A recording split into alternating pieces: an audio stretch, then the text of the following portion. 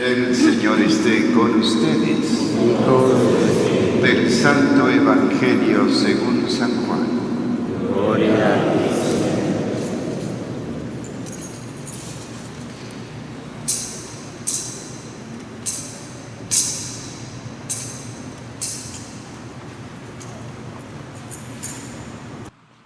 En aquel tiempo, preguntó Pilato a Jesús: ¿Eres tú el rey de los judíos? Jesús le contestó: ¿Eso lo preguntas por tu cuenta o te lo han dicho otros? Pilato le respondió: ¿Acaso soy yo judío?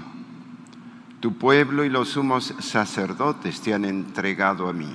¿Qué es lo que has hecho? Jesús le contestó: Mi reino no es de este mundo.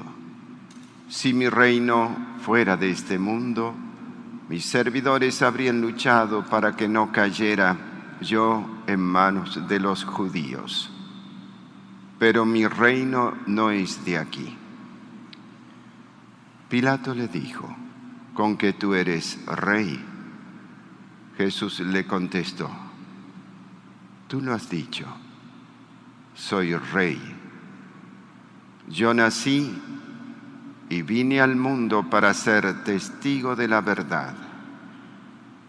Todo el que es de la verdad, escucha mi voz. Es palabra del Señor.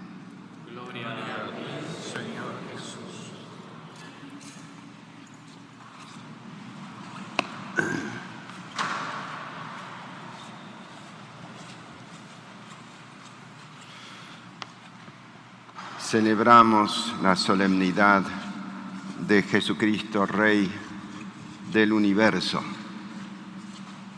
Y tiene una connotación muy particular celebrarla en México, porque en México aún resuenan en los montes, en los ríos de las tierras, sobre todo del norte, el eco de Viva Cristo Rey y Nuestra Señora de Guadalupe.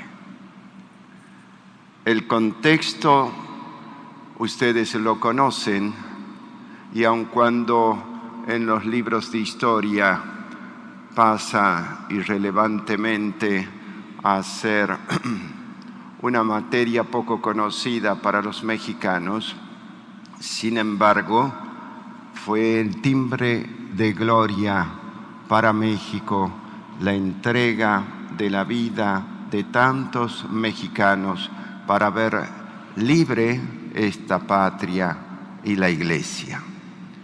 Y estoy hablando especialmente de los años que corren del 1926 al 29, donde por obra del demonio sin duda se persiguió a la Iglesia y se asesinó a tantísimos sacerdotes y laicos que han sido reconocidos hoy por la Iglesia, muchos de ellos, 40 al menos, mártires de la Iglesia Católica.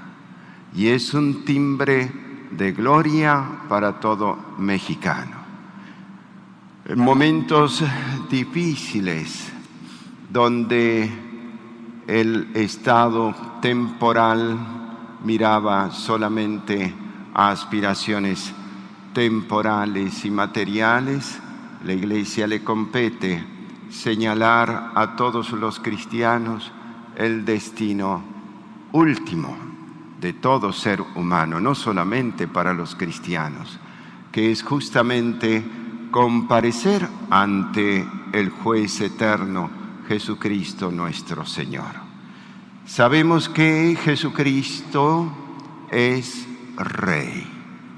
En la encíclica que escribiera el Papa Pío XI en 1925, atiendan bien, un año antes de la Guerra Cristera en México, en 1925, el Papa exponía este maravilloso título de Jesucristo Rey, y por un doble motivo lo expresaba así desde el punto de vista teológico, diciendo que Jesucristo, en cuanto Dios, es hacedor de todas las cosas. La Trinidad toda se ha movido a realizar todas las cosas que existen, aún las angélicas.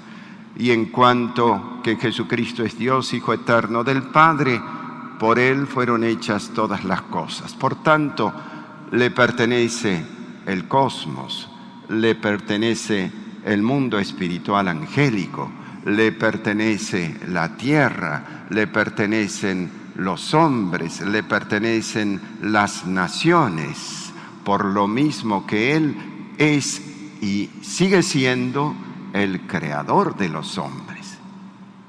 Pero a su vez también dice el Papa en esta encíclica que Jesucristo, por derecho de conquista, ha reconquistado todo un mundo para su Padre Dios, porque después del pecado original las tinieblas se cernían en los corazones de los hombres. Y entonces el Hijo que se hace hombre, tomando esa reyesía davídica que venía ya en la humanidad prevista desde antaño, desde allí con esa humanidad se sentará para siempre en el trono de David, su padre, como ya el profeta Natán le había señalado a David, que uno de su descendencia reinaría para siempre. Y eso se completa cuando Jesucristo toma nuestra naturaleza humana, esa naturaleza humana que va a llevar de alguna manera, siendo Él el creador, la va a llevar a la entrega total de sí mismo. Y en este sentido podemos señalar lo que le dice hoy a Pilato el Señor, que su reino no es como los reinos de este mundo. Nosotros imaginamos reinos temporales con mucho oro, corona, cetro y muchas posesiones. Y hay veces que eso, por desgracia, también se debe a muchas tiranías o matanzas. Sea lo que fuese, no es así el reino de Cristo. El reino de Cristo es en este mundo que comienza con Él, pero que continúa hasta la vida eterna, porque su reino no tiene las características meramente humanas, sino que es ante todo un reino divino. Ese reino divino viene a través de la persona del Señor, y fundamentalmente es Él quien se dedicó a predicar el reino de los cielos. Por eso tenemos en los evangelios plagado de parábolas que se refieren a qué se parece el reino de los cielos. Por tanto, es irrecusable que Jesucristo es Rey por un doble título, como decíamos, por ser Dios y por ser hombre y haber reconquistado todo el mundo para su Padre, muriendo en la cruz y luego resucitando. Por eso, en la carta, en este texto del profeta Daniel, se señala a aquel anciano que va a conceder, en especial al ungido, el poder eterno, y su reino jamás será destruido. Jesucristo entonces es Rey por un doble motivo, por derecho propio y por derecho de conquista, y debe reinar en todos los corazones. ¿Qué es lo que podríamos nosotros señalar en este día tan importante para la Iglesia, donde culmina el año litúrgico? Podríamos señalar que ese reino se tiene que abrir paso en nosotros. El Señor había referido que su reino está dentro de ustedes. Dentro de ustedes por medio de la gracia. Por tanto, Jesucristo debe reinar en nuestro corazón en primer lugar, en nuestra inteligencia para dar paso a las verdades reveladas. Viene el Señor a dar testimonio de la verdad. Todo el que es de la verdad escucha su voz. ¿Y cuál es la verdad fundamental que nos viene a revelar el Señor? Que el hombre será salvo reconociendo esta verdad, que vino el Hijo de Dios y se hizo hombre. Y por tanto esa verdad fundamental debe ser tenida, mantenida por todo cristiano si realmente quiere salvarse. Y esas verdades que a su vez se incorporan a esta única verdad de Jesucristo, hecho hombre para ser el Salvador, el liberador, es decir, todas las demás verdades reveladas por Jesús son la verdad. De allí que la aceptación en la inteligencia de la verdad de Jesucristo, la aceptación en la voluntad de poner el empeño de nuestra parte de hacer cumplir, en primer lugar nosotros, los preceptos y mandamientos del Señor, sabiendo que la moral esencial para todo cristiano es hacer el bien y evitar el mal, y hacer aquello que queremos que a su vez nos hagan a nosotros, y por amor dedicarnos a entregar la vida al servicio del bien. El Señor Jesús no viene a arrebatar nada, viene a donarse, viene a dar, viene a darse como Rey. Y ese es el testimonio máximo que puede haber para nosotros. Él se dio por amor. Por tanto, eso es también lo que nosotros tenemos que entender para que Él reine en nosotros. En la inteligencia con las verdades reveladas, en la voluntad para dedicarnos a hacer el bien hasta que duela, como decía Teresa de Calcuta, entregándonos del todo al servicio de la causa de Cristo y enderezar los rumbos de nuestro corazón de tal manera que lo primero es lo primero. El reinado de Jesús va de adentro hacia afuera. El enemigo trabaja de afuera hacia adentro y así fue desmantelando la cristiandad, que era el concepto de ciudad cristiana donde Jesucristo reinaba en la sociedad. Se fue desmantelando a través de la historia en el Renacimiento con Lutero, luego la Revolución Francesa, la Revolución Bolchevique y el naturalismo actual, que es una suerte de, diríamos, gnosticismo, donde se plantea todo menos la salvación y menos la gracia en Cristo Jesús. Así actúa el demonio, desde afuera para ir intrincadamente generando sus planes y atacar la familia y atacar al hombre hoy. El reino de los cielos trabaja de manera distinta, trabaja como la levadura puesta en la harina, trabaja lentamente, trabaja de adentro para afuera, va leudando. Por eso es tan importante que Jesucristo en primer lugar reine en tu corazón, que le hagamos esa casa a Jesús permanente en tu corazón, que sigamos luchando contra todo aquello que nos separa de Dios.